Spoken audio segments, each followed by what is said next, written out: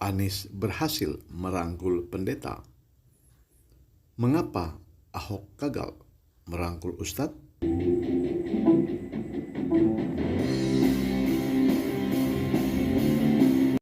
Iya, Ahok tidak pernah gagal dalam hal apapun, kecuali merangkul para ustadz yang ada di Jakarta.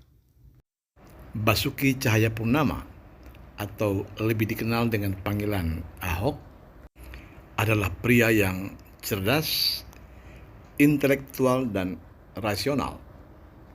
Mempunyai ide-ide yang cemerlang dan milenial.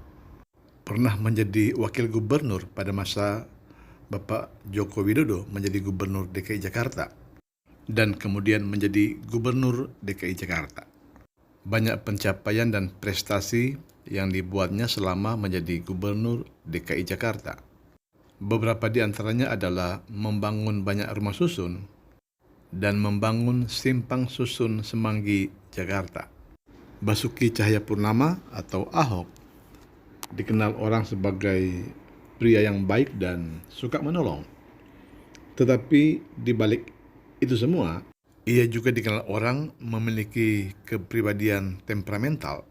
Bicaranya blak-blakan, ceplas-ceplos, sering marah dan meledak-ledak. Prinsipnya adalah katakan ya kalau ya dan katakan tidak kalau tidak. Dan banyak orang menyukai gaya Ahok memimpin seperti itu. Tetapi tak sedikit juga yang tidak menyukainya. Semasa menjadi gubernur DKI Jakarta, Basuki Cahayapurnama mencoba mengambil hati umat Islam dengan memberangkatkan 30 orang marbot atau penjaga masjid untuk menunaikan ibadah umroh. Tetapi tampaknya tidak ada ustadz atau tokoh Islam yang bersimpati terhadap kebijakan Ahok tersebut. Bukan bersimpati, malah Ahok didemo dengan demo terbesar yang pernah ada di Indonesia dan Ahok dipenjarakan. Ini terbukti bahwa Basuki Cahayapurnama tidak berhasil mengambil hati umat Islam ataupun tokoh-tokoh Islam. Bagaimana dengan Anies Baswedan? Karakteristik Anies dan Ahok sangat bertolak belakang. Kalau Ahok banyak bicara, sedangkan Anies lebih banyak diam. Ahok ceplas-ceplos dan meledak-ledak, sementara Anies selalu nampak santai, pintar menata kata, dan selalu tersenyum. Secara intelektual mungkin Ahok di atas Anies. Namun Anies juga tahu bahwa pemimpin itu tidak harus pintar.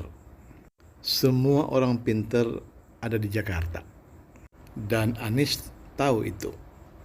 Itu sebabnya Anies tidak melakukan pendekatan dari sisi intelektualitas, melainkan dengan perasaan, emosional, dan hati ke hati.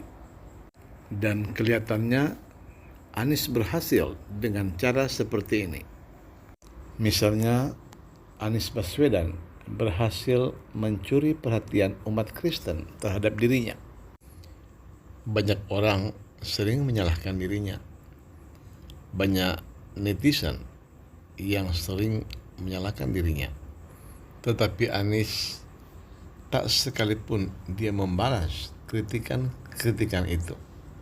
Dia tidak pernah membenarkan ataupun menyalahkan semua kritikan yang ditujukan kepadanya.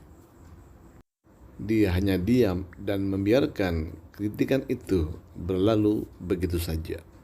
Seperti Ahok yang pernah menolong puluhan marbot di Jakarta untuk menunaikan ibadah umroh di Tanah Suci.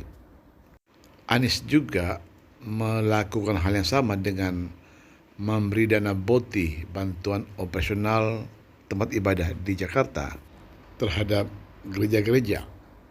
Tetapi mengapa Ahok gagal merangkul para ustadz, sedangkan Anies Baswedan justru disambut oleh para pendeta? Sampai-sampai Anies diberi nama Yohanes ketika dia berkunjung ke Sentani, Papua. Konten ini tidak bermaksud menampilkan siapa yang lebih baik di antara keduanya. Anies dan Ahok memiliki kelebihan, kekurangan, serta keunikannya masing-masing.